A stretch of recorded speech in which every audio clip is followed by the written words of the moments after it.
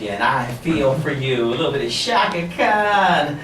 Part of a great 30 minutes commercial-free music mix here at 88.1 WPEB Philadelphia. On the way, we got some Four Tops and Free to Pain with Band of Gold coming up here in about another 7 or 8 minutes or so.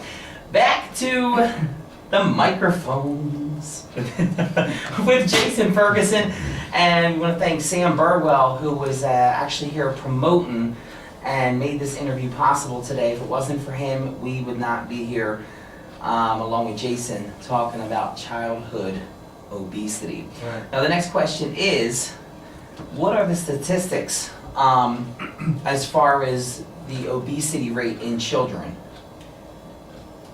Unfortunately, at this time in Philadelphia, as reported by the CDC,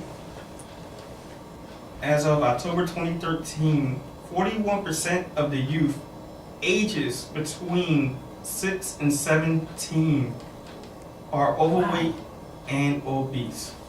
41%. That is alarming and But it's shocking insane. to me. 6 years old. Yes, I've seen. We've all seen it being in Philadelphia. The little kid, 3 years old, eating cheese doodles or something for breakfast, or whatever the case may be. It's insane. And you know what I think it is too, and I don't like to be too opinionated, but in a situation like this, we have to look at the parents, because apparently the kids are only eating what the parents allow them to eat. So if they're not giving them healthy stuff to eat, the kids are going to just eat whatever, right, and feel like it's okay because the parents allow it. And I mean, I've been in plenty of fast food places, and I see these kids 2 and 3 years old scarfing down a meal that I could eat. Yes. Like, instead of just getting a child, you know, a cheeseburger or, you know, chicken nuggets or something, the kid's sitting there with a large soda, a large fry, and a Big Mac. Like, for real? Like, are you kidding me? Like, 6 years old, like, I don't get it. Like, kids that young should not be eating those types of foods. I agree. And think about it. You're eating that type of food, and you're not being active. Exactly. And the thing is, I think the schools, I think, have a lot to do with this, because I think a lot of the schools, if I'm not mistaken, a couple of schools in Jersey cut back on their recess time because they felt that the kids, when they come back in, they're so energetic that they can't concentrate. But then if you're leaving them in the classroom from 8 in the morning or 7:45, whatever time the school's let in, so you're talking 3:30, right, just in the classroom itself. And then if they have an after-school program, you're talking a whole 8-hour day that I would work or you would work. And I think, to me, they should at least give them at least 15 minutes recesses, just to keep the kids active, because they start to get antsy after a while, like being in the classroom, nothing to do. And I feel that by them getting recess, it clears their mind a little bit. It does. That little boost of energy, being able to go outside. For one, take a step back. When we go outside, when it's sunshine, what do we get from the sunshine? Vitamin D, which helps our bodies. So it's very important to get outside, breathe in the air, even though it's not the best all the time, but breathe in the air. Right. Take in that vitamin D from the sunshine, and everything else that we can do and get the body moving again. And of course, now I'm sorry, I'm kind of passionate about this, so I'm going pretty fast. But the thing is, it also stimulates the mind, which is highly important, especially in an educational environment. Right. Because if the kids aren't stimulated and they're not thinking, how are they going to absorb the information that they're getting in front of them? Right. So it's kind of counterproductive when you have them sit there the whole time. Now, around what age bracket, how many minutes of energetic time should the kids have outside at least per day? Per day? Well, Like, I'm not saying have them out all day long, but just You to want some get, peace and quiet in the house, you can. pretty much.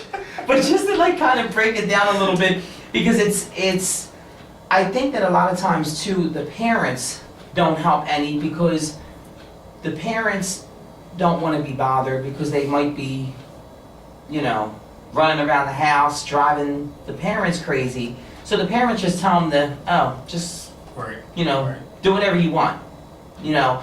And I think that if the parents aren't energetic with them, the kids aren't going to be energetic. Because the kids, like I said, where it boils down to, the kids are only going to do what they see the parents doing. Correct. So if they see the parents sitting there watching TV, playing video games, then the kid's going to turn around and do the same thing, because they're just following in the footsteps of the parents. Yes. I definitely can agree with that to a certain extent. I don't want to badmouth all parents. There's nothing Right. like that. Yeah. But there is a percentage of people out there that aren't encouraging our youth to improve your health, improve your overall being, not just physically, mentally as well. And that's why we have all these issues out here.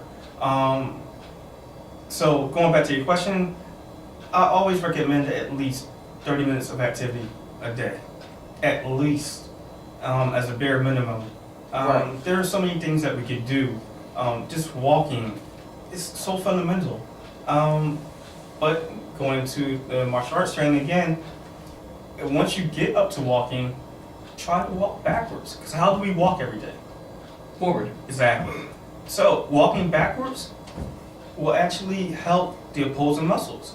So it's just something, a little trick that you can learn. Well, see, I'm clumsy, so I think with me walking backwards, I don't think that's a good idea. I trip over. I feel like I have two left feet. Yeah. I couldn't run backwards. I can't even walk forward the right way, let alone walking backwards. All in due time. All in due time. It's just little baby steps. That's all. Yeah. That's all I ask. Because once you have those little baby steps, Right. it'll continue to grow and expand and just get bigger, and then you'll be able to do more things. Right. And be more physically fit. And I don't want to shy away from the subject, but No problem. just want to turn to Sam for a second, Mm-hmm. because I know he has Awesome, Sam.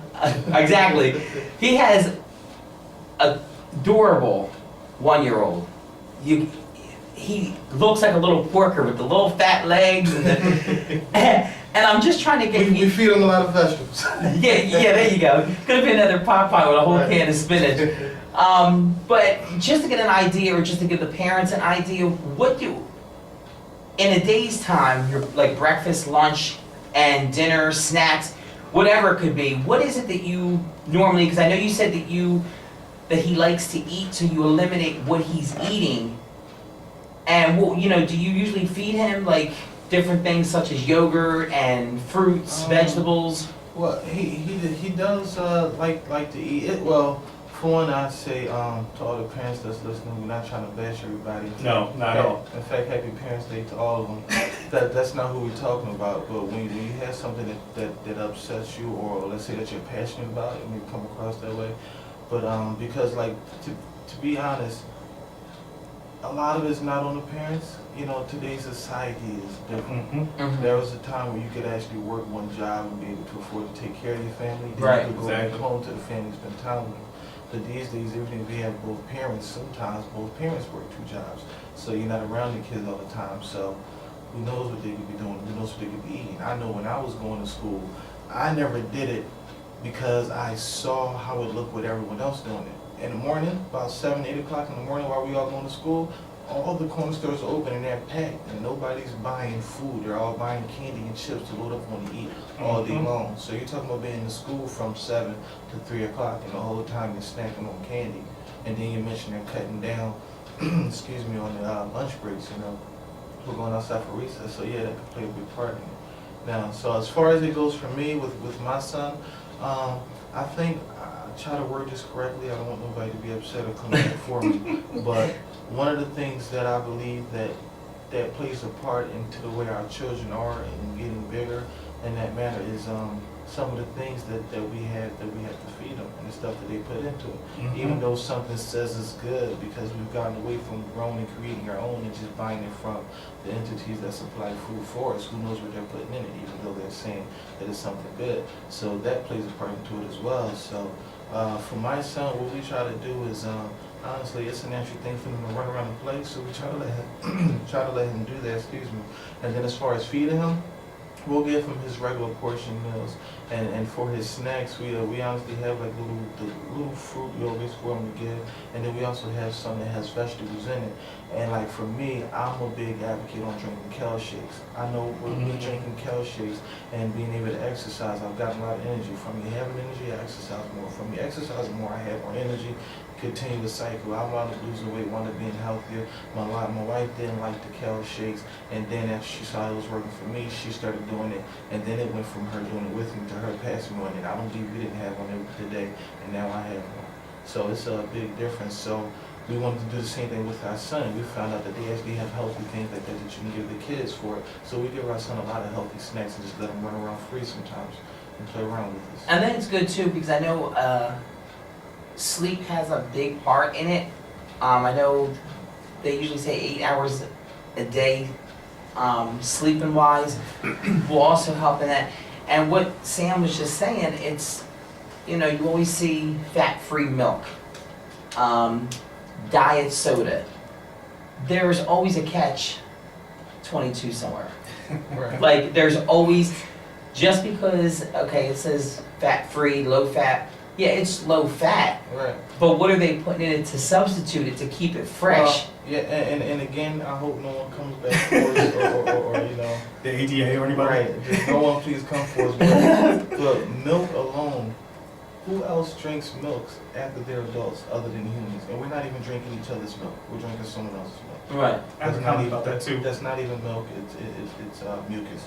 And you know what's funny? I don't, for some reason, I can't get the taste for yogurt, but I'm like a little kid. I can't eat yogurt, but I'm telling you, hand me a Snicker bar and I will literally devour it in like a matter of minutes. And just a quick story before we get back to the questions and get ready to wrap things up here, because I know Jason has a event to go to and he'll tell us about that in just a minute.